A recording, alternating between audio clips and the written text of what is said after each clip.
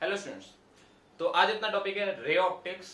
हम ये topic already सब पढ़े हुए हैं, ठीक है। 10th के अंदर हम पढ़ते थे मिरर्स वगैरह के बारे में, concave mirror, plane mirror, convex mirror, lenses के बारे में पढ़ा था, मिरर फॉर्मूला पढ़ा था, ठीक है। तो ये ऑप्टिक्स पहले समझते हैं कि ऑप्टिक्स क्या है, हम ऑप्टिक्स को क्यों पढ़ते हैं। उसके बाद धीरे धीरे plane mirror, reflection, laws of reflection सुना होगा तुम लोगों ने, प्रिज्म के बारे में सुना होगा, रेड रेनबो क्यों फॉर्म होती है, फिर अपन को वो मिराज दिखता है, मतलब रास्ते भी जाते हैं अपन, देखा होगा तुम लोगों ने, जब गर्मी का टाइम रहता है, ठीक है, तो सामने से अगर कोई गाड़ी आ रही है तो रोड पे हमें पानी दिखता है, तो it is because of reflection. वो आगे हम पढ़ेंगे टोटल इंटरनल रिफ्लेक्शन के नाम से, ठीक है। देन हमारे ऑप्टिकल इंस्ट्रूमेंट्स वगैरह आते हैं, टेलीस्कोप, माइक्रोस्कोप वगैरह के हम पढ़ चुके हैं। 10th में आता था microscope, telescope, if I remember, ठीक है। तो उसी के बारे में डिस्कशन करते हैं। रे ऑप्टिक्स, सबसे पहले मैं बात करता हूँ लाइट वेव की, कि लाइट जो है, लाइट इज इलेक्ट्रोमैग्नेटिक वेव। हमारे पास जो भी लाइट वेव है that is electromagnetic wave. Electromagnetic wave in the sense, इसके अंदर इलेक्ट्रिक फील्ड के कंपोनेंट भी है एंड मैग्नेटिक फील्ड के भी कंपोनेंट्स है, दोनों एक दूसरे के परपेंडिकुलर ट्रैवल करते हैं, ठीक है। बताता हूँ कैसे। फॉर एग्जाम्पल लेट्स से अगर मैं बोलूं कि ये है इलेक्ट्रिक फील्ड की डायरेक्शन, अभी के लिए तुम लोग समझो इसको, है ना, क्योंकि इलेक्ट्रिक फील्ड के बारे में तुम लोगों ने नहीं पढ़ा, तुम लोगों ने मैग्नेटिक फील्ड के बारे में भी नहीं पढ़ा, राइट। तो समझते हैं म्यू नॉट एप्सिलॉन नॉट, मैं कुछ टर्म्स वगैरह यहाँ पर डिस्कस करूंगा, ठीक है। तो लेट्स से कि ये है इलेक्ट्रिक फील्ड और लेट्स से ये है मैग्नेटिक फील्ड, तो इस डायरेक्शन में लाइट ट्रैवल करेगी। ये क्या है? This is the direction of propagation of light,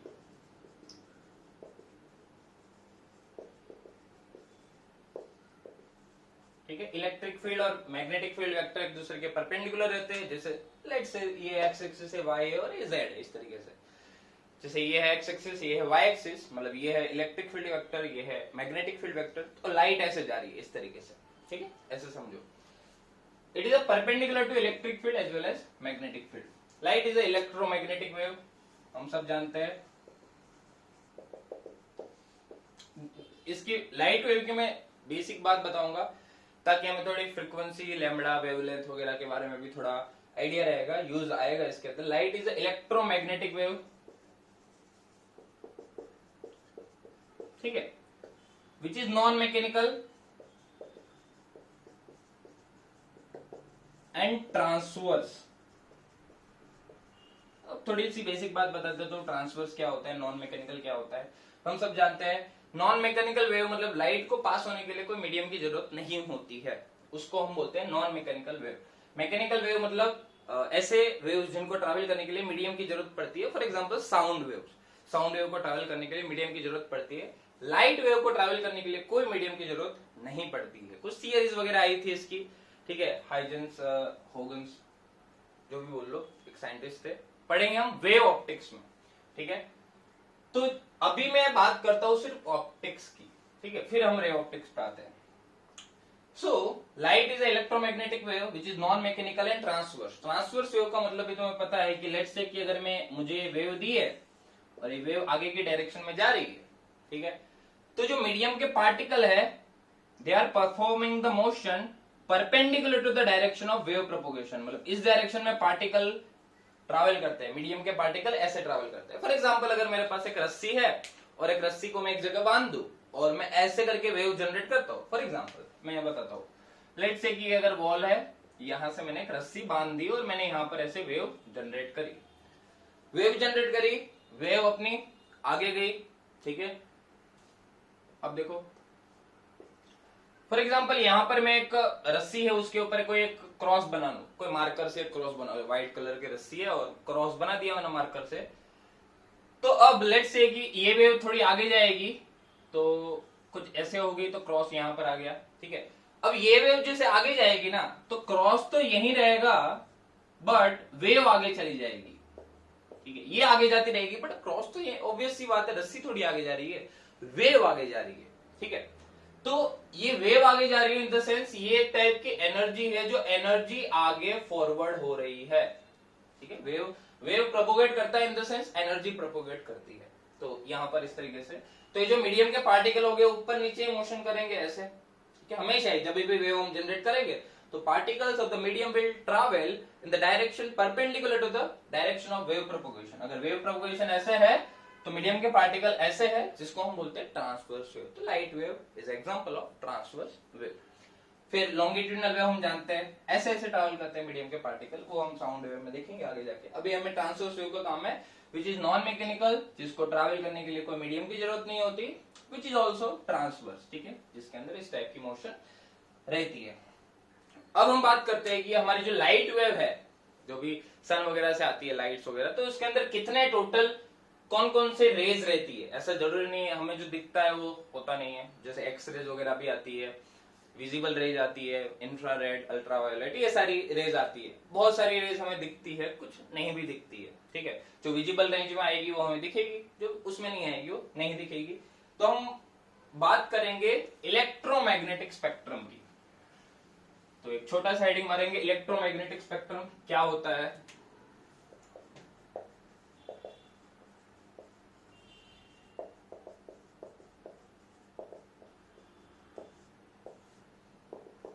तो इलेक्ट्रोमैग्नेटिक स्पेक्ट्रम अपना शुरू होता है, मतलब ऐसा समझो रेडियो वेव से, ये याद ही रख लेना, radio wave, microwave, infrared, then visible rays, then ultraviolet, जिसको हम यूवी रेज बोलते हैं, then x rays, then gamma rays. Chemistry के अंदर कॉस्मिक रेज वगैरह भी पढ़ोगे, हमें काम नहीं है यहाँ तक।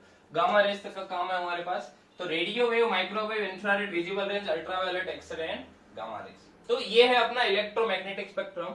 लाइट के अंदर ये सारी रेज होती है। अब कौन सी दिखती है कौन सी नहीं दिखती है, जो विजिबल रेज में आती है वही हमें दिखती है, ठीक है। इसके अंदर विबग्योर तुम्हें पता होगा, ठीक है, इस तरीके से रहता है वो, ठीक है, अच्छे से समझना, विबग्योर, ठीक है, इस तरीके से यही हमें दिखती है। इसकी जो वेवलेंथ रहती है, तुम्हें अगर याद हो तो 3600 एंगस्ट्रॉम से लेके 7600 या 7800 एंगस्ट्रॉम तक रहती है इसकी, विबग्योर की। वायोलेट की 7800 के अराउंड रहती है और रेड की इसके अराउंड रहती है। तो अगर इस वेवलेंथ के रेंज में अगर हमारा जो वेव है या लाइट वेव है उसका वेवलेंथ आता है, तो हम बोल सकते हैं कि वो हमें विजिबल रहेगी, अदरवाइज वो विजिबल नहीं रहेगी। इंफ्रारेड हमें दिखती नहीं है, ये कोई भी हमें नहीं दिखती, अल्ट्रावायलेट, एक्सरे, गामा रेज नहीं दिखते हमें, ठीक है। एक्सरेज वगैरह हमने कराया होगा, हमें पता है, एक मशीन रहता है वहां से चेस्ट वगैरह का एक्सरे हम कराते हैं, तो पता नहीं चलता रेज आ रही है, वो हमें विजिबल नहीं है इसलिए। अब जैसे मैं रेडियो वेव से गामा रेज के साइड जाऊंगा, ठीक है, तो कुछ कुछ चीजें है, जैसे एनर्जी है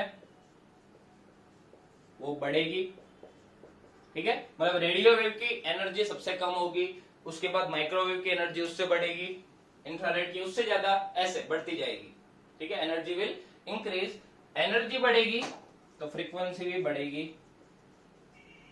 ठीक है। आगे जाके फॉर्मूला आएगा E is equal to H F, H is the Planck constant और F is the frequency of light, और इसको हम SC बाय लैम्बडा भी बोलेंगे, ठीक है, क्योंकि हमें पता है frequency that is equal to C by lambda, ठीक है। कोई अगर एक वेव है ऐसे मुझे ऐसे दी हुई है, तो इसके बारे में बेसिक चीजें तो हमें पता ही है। जैसे इसको बोलते हैं हम क्रेस्ट, जहां पर पार्टिकल का मैक्सिमम डिस्प्लेसमेंट है, जिसको बोलते हैं हम क्रेस्ट। इसको बोलते हैं हम ट्रफ, जहां पर पार्टिकल का मिनिमम डिस्प्लेसमेंट है, इसको हम बोलते हैं ट्रफ।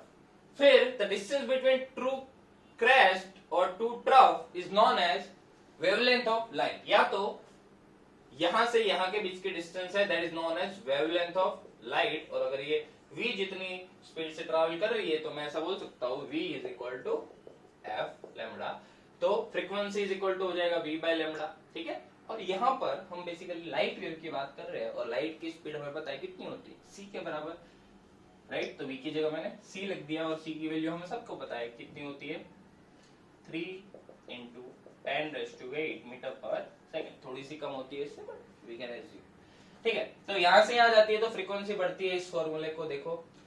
और अगर फ्रीक्वेंसी बढ़ती है तो देखो फ्रीक्वेंसी इक्वल टू क्या होता है, c by lambda, v by lambda, c by lambda. Frequency अगर c बाय लैम्बडा है तो मैं बोल सकता हूं कि जैसे जैसे फ्रीक्वेंसी बढ़ेगी वैसे वैसे वेवलेंथ घटेगी, क्योंकि C तो कांस्टेंट है, ठीक है।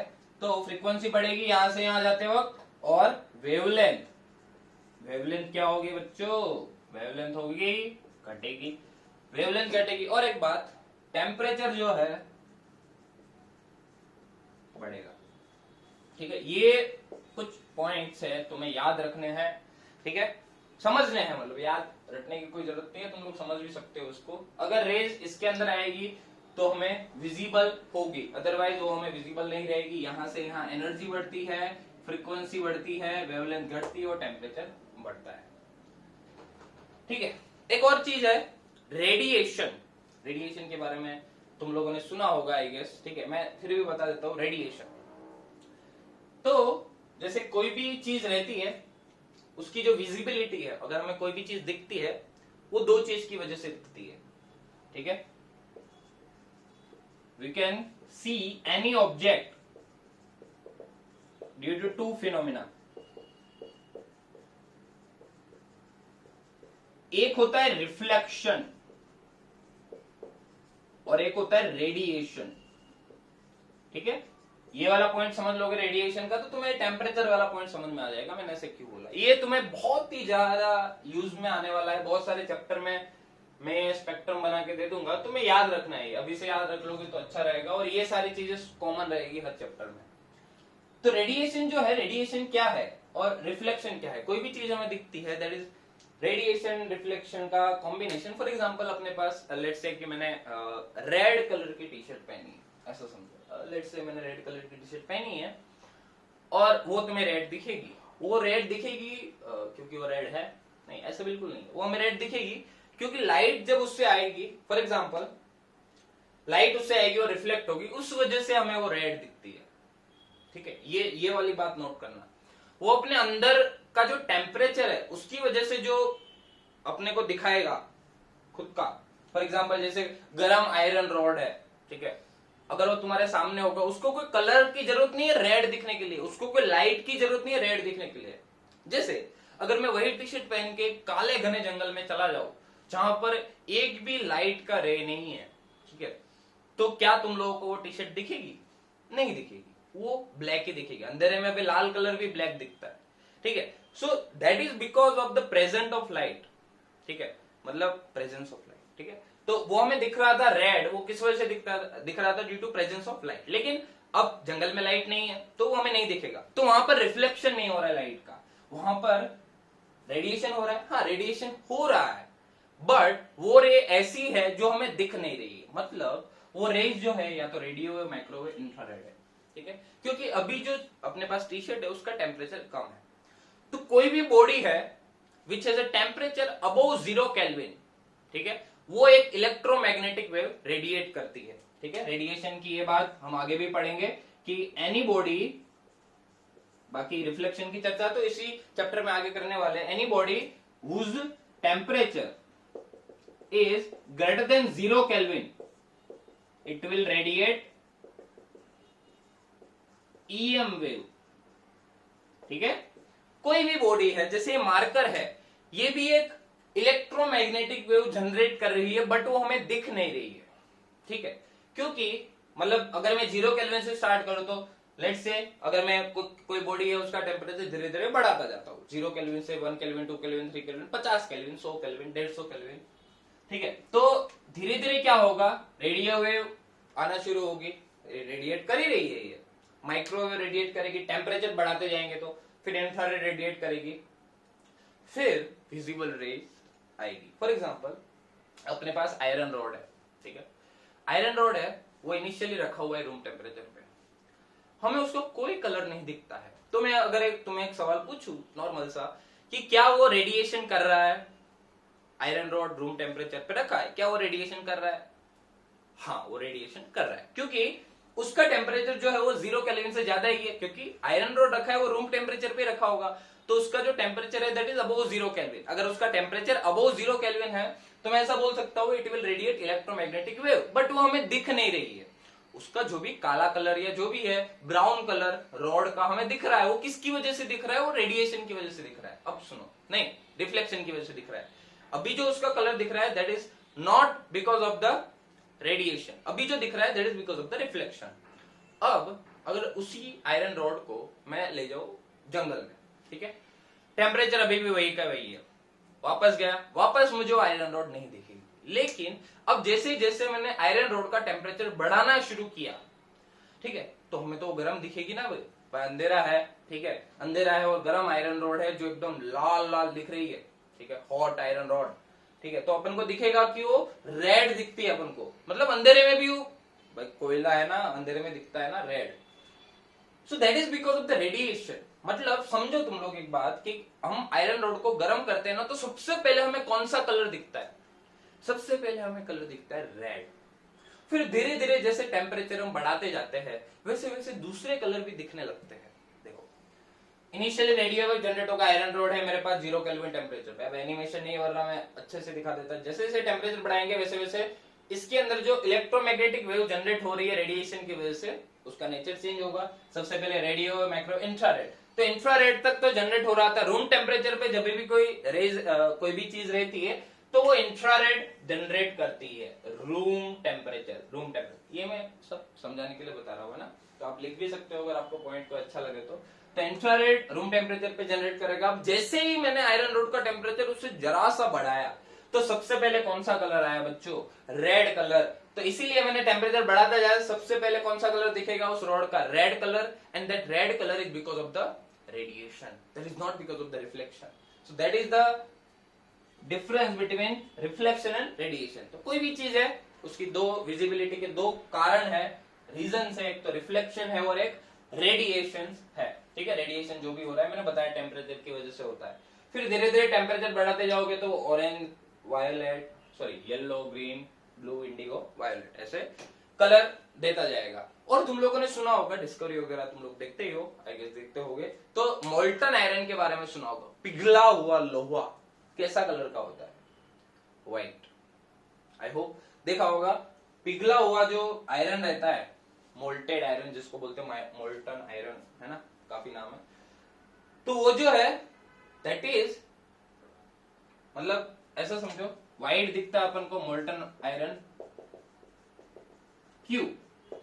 कि उसका टेम्परेचर बढ़ जाता है। मैंने बढ़ा दिया, रेड कलर विजिबल हुआ, ठीक है, मुझे सबसे पहले लाल दिखा, मैं और टेम्परेचर बढ़ाता गया, फिर एक टाइम ऐसा आएगा वो पिघल जाएगा। मैंने इतना टेम्परेचर बढ़ा दिया कि वो पिघल ही गया, और जब वो पिघल जाता है ना तो वो व्हाइट कलर का दिखता है, क्योंकि वो सारी की सारी ये इमिट करता है। ठीक है, सो दैट इज रेडिएशन। और रिफ्लेक्शन के बारे में तो हम इस चैप्टर के अंदर डिस्कशन करेंगे। तो ये बेसिक मैंने बात बता दी इलेक्ट्रोमैग्नेटिक स्पेक्ट्रम की, ये वेवलेंथ तुम्हें याद रखनी है। ठीक है, अब जब भी कोई रे है वो एक मीडियम से दूसरे मीडियम में जाती है। जैसे मैं कुछ चीजें तुम्हें बताता हूं कि क्या क्या चीजें चेंज होगी। ठीक है, लेट्स से अपने पास दो मीडियम है, एक है मीडियम 1 और एक है अपने पास मीडियम 2।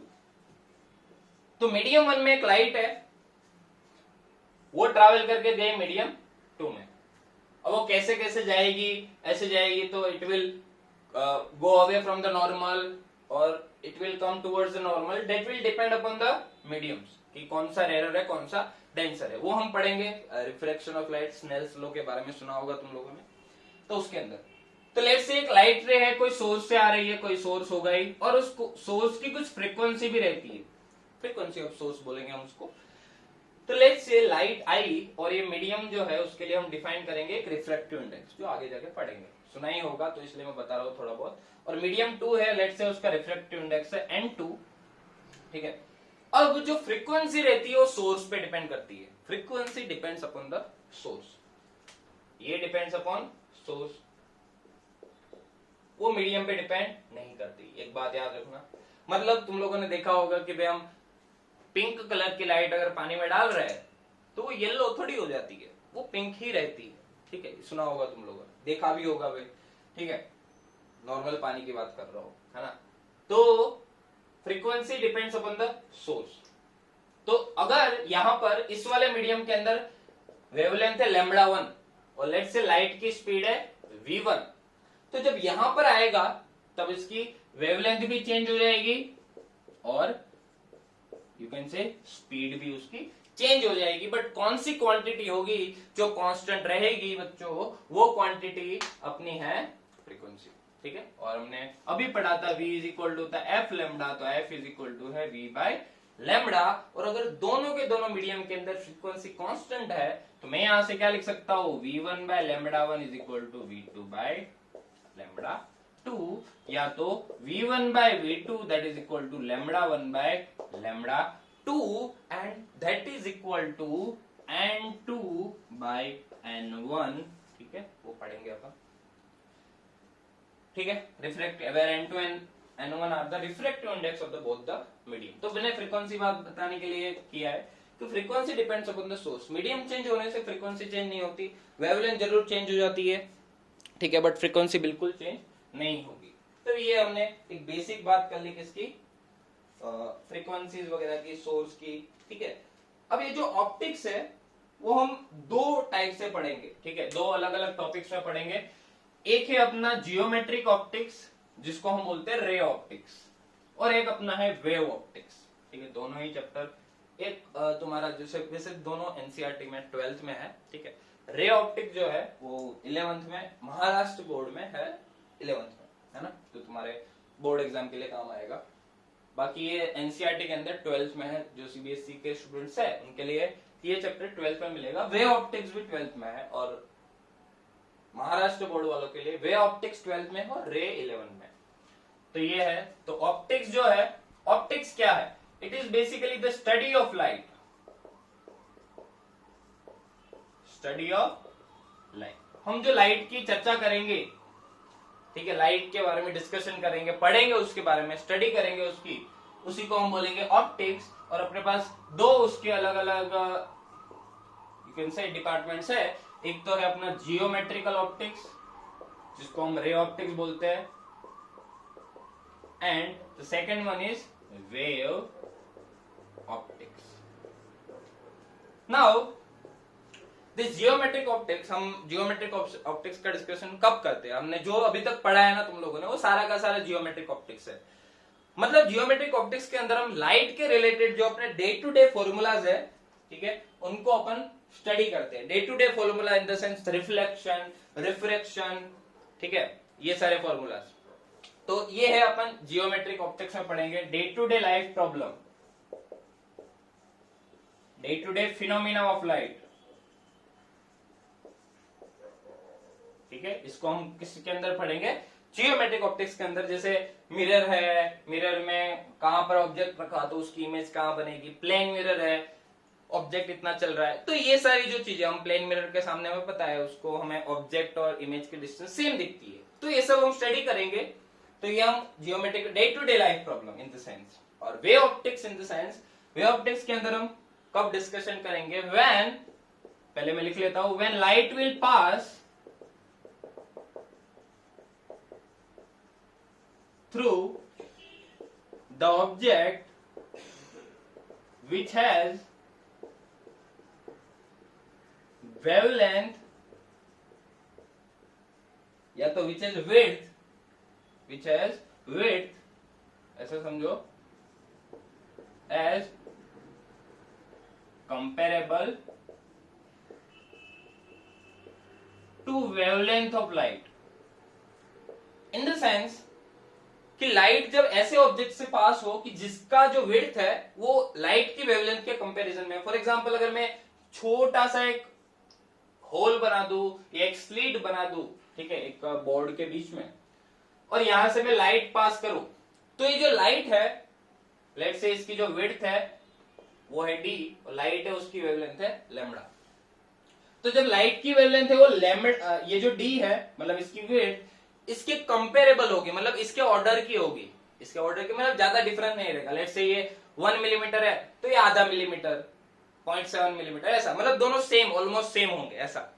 तो when the wavelength is in the order of width of the slit, then I can say that this light will go something like this, वो बैंड होगा, वो आगे हम पढ़ेंगे। मतलब जब भी ऐसा फिनोमिना होगा कि लाइट जो है वो ऐसे ऑब्जेक्ट से पास होगी जिसकी जो विड्थ है वो वेवलेंथ ऑफ लाइट से बहुत कंपेरेबल है, ठीक है, तब हम स्टडी करेंगे किसकी, वे ऑप्टिक्स की, जो हम डिफ्रैक्शन, इंटरफियरेंस वगैरह पढ़ेंगे। ठीक है, हमें इसका काम है जियोमेट्रिक ऑप्टिक्स का, राइट। आई होप कि ये बात क्लियर है।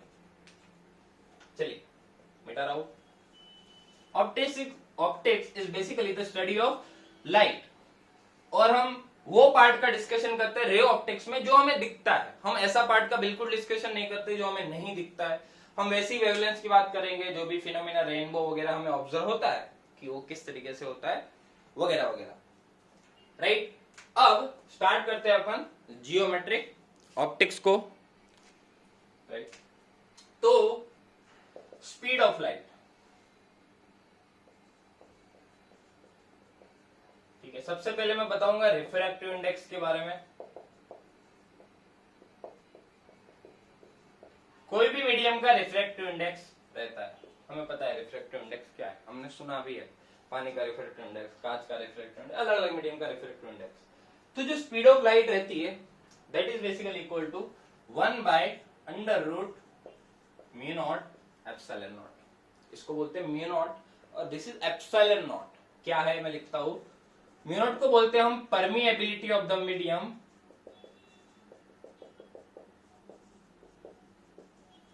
ये मीडियम चेंज करने से चेंज। अभी के लिए इसको याद रखो, है ना, ये म्यू नॉट और एप्सिलॉन नॉट को, क्योंकि ये जो टर्म्स है वो 12th में यूज हो गए, तुम्हें सुना भी होगा तुम लोगों ने mu naught epsilon not. Epsilon not तो सुना होगा, कूलम्बिक फोर्स के अंदर डायमेंशन फॉर्मूला के टाइम पे मैंने बताया था एप्सिलॉन नॉट। म्यू नॉट भी जानते ही हो मैग्नेटिक फील्ड के लिए यूज होता है, वो हम पढ़ेंगे आराम से। अभी के लिए तुम्हें सिर्फ रिफ्रैक्टिव इंडेक्स पे ध्यान देना है। परमिएबिलिटी ऑफ द मीडियम, और इसकी वैल्यू होती है 4π × 10⁻⁷, इसका ऐसा यूनिट, ठीक है। एप्सिलॉन नॉट है, उसकी जो वैल्यू होती है 8.854 × 10⁻12 SI, और इसको हम बोलते हैं परमिटिविटी ऑफ द मीडियम, ठीक है। ये मीडियम की परमिएबिलिटी है और परमिटिविटी है। ये हम इलेक्ट्रोस्टैटिक्स, ठीक है, इलेक्ट्रोस्टैटिक्स आपका पैरेलल ही चलेगा, तो इलेक्ट्रोस्टैटिक एप्सिलॉन नॉट के बारे में आराम से आइडिया आ जाएगा, don't worry about it. Permittivity of the medium, it is मतलब मीडियम कितना परमिट करता है इलेक्ट्रिक फील्ड को पास होने के लिए, वो सब रहता है। तो एप्सिलॉन नॉट म्यू नॉट, तो ये है स्पीड ऑफ लाइट। मैंने बताया था कि लाइट इज इलेक्ट्रोमैग्नेटिक वेव, ध्यान से समझना ये चीज मैंने क्यों लिखी है। लाइट इज इलेक्ट्रोमैग्नेटिक वेव जिसके अंदर इलेक्ट्रिक फील्ड का कंपोनेंट भी है और मैग्नेटिक फील्ड के भी कंपोनेंट है। तो जो म्यू नॉट है ना, ये मैग्नेटिक फील्ड वाला पार्ट की वजह से है, और एप्सिलॉन नॉट है वो इलेक्ट्रिक फील्ड वाले पार्ट की वजह से है। क्योंकि एप्सिलॉन नॉट की चर्चा हम इलेक्ट्रिक फील्ड के अंदर करेंगे, तो तुम लोग इसको ऐसे याद रख सकते हो, और इसकी चर्चा हम मैग्नेटिक फील्ड के अंदर करेंगे। अब जैसे जैसे मीडियम चेंज होता है वैसे वैसे ये म्यू और एप्सिलॉन की वैल्यू भी चेंज होती है। ये फ्री स्पेस के लिए, this is the permeability of the medium, लेकिन इस वाले केस में वो क्या है, फ्री स्पेस। सेम वे इस वाले केस में भी वो क्या है, फ्री स्पेस है बच्चों। अगर कोई और मीडियम है, लेट्स से कोई मीडियम है, मीडियम ऐसा है जिसके अंदर स्पीड ऑफ लाइट चेंज हो जाएगी, और स्पीड ऑफ लाइट हो जाएगी 1/√μ × एप्सिलॉन, ठीक है। ये जो म्यू है, mu is the permeability of the different medium and epsilon is the permittivity of the different medium. Medium change होगा तो ये दोनों क्वांटिटी चेंज होगी, ध्यान से समझना। और ये एक कांस्टेंट फैक्टर से मल्टीप्लाई होती है जिसको हम बोलते हैं रिलेटिव परमिटिविटी, ठीक है। अभी के लिए ऐसा लगेगा कि ये कैसी बातें कर रहा है ये राक्षस, हमने सुना ही नहीं है बातें, ठीक है। तो मैं देखो डरा नहीं रहा हूं, बट आई गेस तुम लोग समझ रहे हो, पढ़ोगे आगे, ठीक है। टेंशन लेने वाली कोई बात नहीं, तुम्हें यही याद रखना है फॉर्मूला, क्यों रिफ्रैक्टिव इंडेक्स आया वो बस मैं समझा रहा हूं, ताकि थोड़ा ये, क्योंकि ये फॉर्मूला तुम्हें लिखा हुआ मिलेगा, तुम लोग टेक्स्ट बुक खोलोगे तो रे ऑप्टिक्स में सबसे पहले लेफ्ट में तुम्हें दिखेगा आई गेस, ठीक है।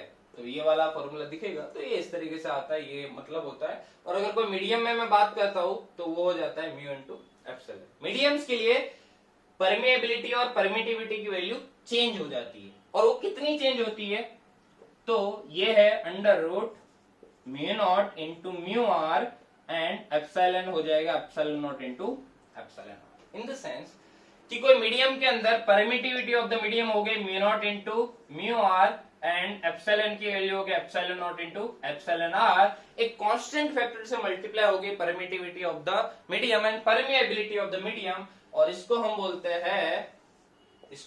हैं रिलेटिव परमिएबिलिटी μr को।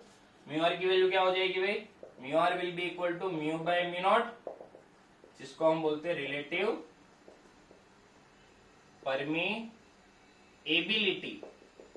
और एप्सिलॉन आर भी लिख सकते हो, एप्सिलॉन बाय एप्सिलॉन नॉट, उसको क्या बोलेंगे, relative permittivity of the medium. ठीक है, तो ये म्यू आर एप्सिलॉन मीडियम पे डिपेंड करता है, कोई टेंशन लेने वाली बात नहीं है। मैं ऐसा बोलूंगा कि लेट्स से कोई मीडियम की परमिटिविटी रिलेटिव परमिएबिलिटी है 5, so what is it's permeability, तो क्या हो जाएगा 5 इंटू म्यू नॉट, मतलब ये क्वांटिटी इंटू 5, और कुछ नहीं है ना। तो मैं काफी बार इसका डायमेंशन फॉर्मूला भी आता है परमिएबिलिटी एंड परमिटिविटी का, तो it is a ratio of two same quantity, तो इट इज यूनिटलेस, है ना, या डायमेंशनलेस। तो म्यू नॉट म्यू आर ये आ गया अपने पास। तो ये सी डेस आ गई। C dash is the new speed of the medium, sorry new speed of light in this medium. Medium change किया तो स्पीड ऑफ लाइट चेंज होगी, ऑब्वियस सी बात है। तो इसको अगर मैं थोड़ा और अच्छे से लिख लूं तो ये हो जाएगा under root mu r into epsilon r, और ये आ जाएगा under root mu naught into epsilon naught, correct. और ये जो सी डैश है ये वाली क्वांटिटी देखो 1 by under root mu naught epsilon naught, and that is equal to C, that is speed of light 3 into 10⁸ metre per second. देखो इसको 1 by under root mu naught epsilon naught की value put कर देना तो तुम्हें speed of light आ जाएगी 3 into 10⁸ के around. ठीक है, तो ये क्वांटिटी होगी सी के बराबर। तो ये सी डैश को मैं क्या लिख सकता हूँ बच्चों, C by under root mu are epsilon R. ये बातें तुम्हें आगे तक काम आएगी तो समझ लेना अच्छे से। C by under root mu are epsilon R, and this under root mu are epsilon R जिसको हम बोलते हैं refractive index of the medium, where n is the refractive index of the medium। ठीक है, और refractive index का formula हमारे पास क्या आ गया, it is under root mu are epsilon r. काफी बार एग्जाम के अंदर तुम्हें refractive index नहीं दिया होगा, काफी बार तुम्हें कंफ्यूज करना है अगर तो कर सकते हैं। रिलेटिव परमिएबिलिटी दे दी और रिलेटिव परमिटिविटी दे दी, ठीक है, तो सिंपल अपने पास रिफ्रैक्टिव इंडेक्स आ गया, कोई बड़ी बात नहीं है। तो मीडियम का रिफ्रैक्टिव इंडेक्स आ गया अपने पास C dash, that is equal to C by N. मतलब किसी भी मीडियम के अंदर अगर लाइट जाएगी तो उसकी जो स्पीड है वो 1 बाय एन टाइम हो जाएगी, 1 बाय एन घट जाएगी। लेट्स से कोई मीडियम है उसका रिफ्रैक्टिव इंडेक्स है 2, तो उसके अंदर स्पीड ऑफ लाइट कितनी हो जाएगी 3 into 10⁸, मतलब c divide by 2, c by n. ठीक है, 3 into 10⁸ कहां पर है, वैक्यूम के अंदर। वैक्यूम के लिए रिफ्रैक्टिव इंडेक्स की वैल्यू क्या होती है 1, for vacuum n is equal to 1। ठीक है, पानी के लिए होती है 4/3, ग्लास के लिए होती है 3/2, वो हम क्वेश्चन के अंदर वो दिया होगा, उसको रटने की जरूरत नहीं है। ये वाली चीज रटना तो क्या है इसमें, वैक्यूम के लिए n is equal to 1, refractive index of the medium है 1 which is equal to c by n। तो यहां से मैं ऐसा भी बोल सकता हूं कि अगर मैं दो स्पीड ऑफ लाइट का कंपैरिजन करूं, ठीक है, मतलब फॉर एग्जांपल अगर मैं अब जैसे मैंने वो दो बनाया था, वो रिलेशन में लिखा था v1 by v2 that is equal to λ1 by λ2 that is equal to n2 by n1। ठीक है, तो स्पीड ऑफ लाइट का ही था वो।